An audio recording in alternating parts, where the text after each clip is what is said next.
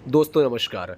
आज हम आपके लिए एक खास कहानी शादी का पहला सावन लेकर आए हैं। हो सकता है कि यह कहानी पढ़कर आपकी आंखों में आंसू झलक पड़े। देख रहे हो रोहित, ये बारिश, इसकी बूंदें उसे बहुत पसंद थी। इन बूंदों के गिरने के साथ वो पैरों पे घुंघरी बांध कर नाचा करती थी।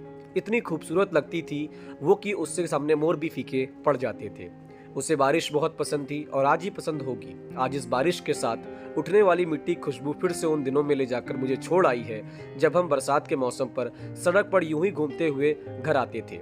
ये बारिश भी बड़ी अजीब है। लोगों के लिए पानी है और मेरे लिए बरसते इश्क की कहानी है।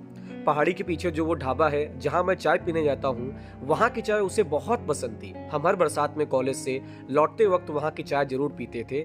चाय वैसे भी उसे बहुत पसंद थी।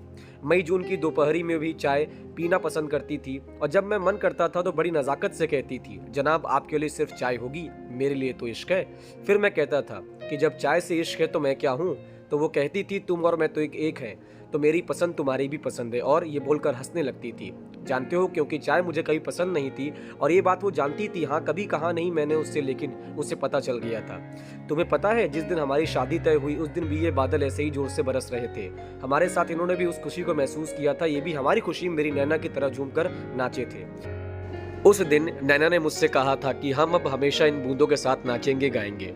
मैं हमेशा उसकी इन बेतुकी बातों पर हंसता रहता था। हमारी शादी की ये फोटो देख रहे हो, नैना के चेहरे की मुस्कुराहट, ये खुशी हमारी शादी में दस्तक देने वाली बेमौसम बारिश के लिए थी। लोग बेमौसम बारिश से परेशान थे और मेरी नैना दुनिया की पहली दुल्हन होगी जो बारिश में भीगते हुए फोटो शूट आउट करवा रही थी।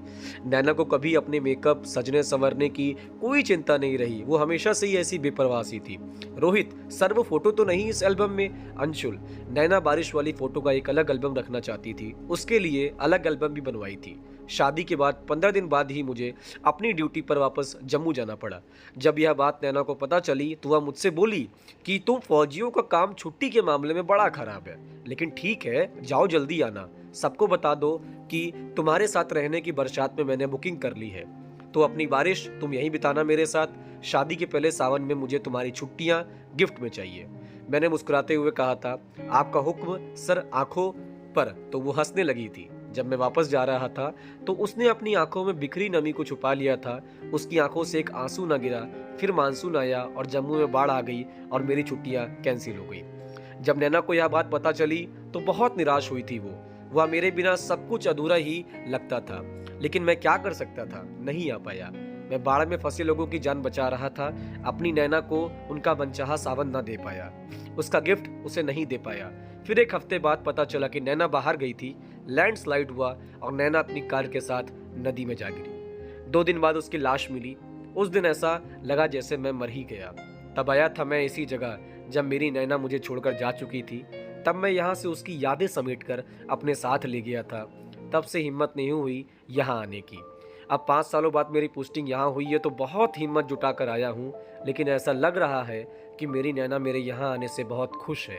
मैं उसका साथ महसूस कर पा रहा हूँ। जो तब नहीं कर पाया वो अब कर दिया मैंने। अपनी नैना के शादी के पहले सावन का गिफ्ट दे दिया मैंने। अब हम साथ उस पहाड़ी तक घूमने जाएंगे, उस ढाबे की चाय भी पीने हम साथ जाएंगे। अब हम दोनों अपना हर सावन एक साथ यही मनाएंगे। जी दोस्तों, धन्यवाद।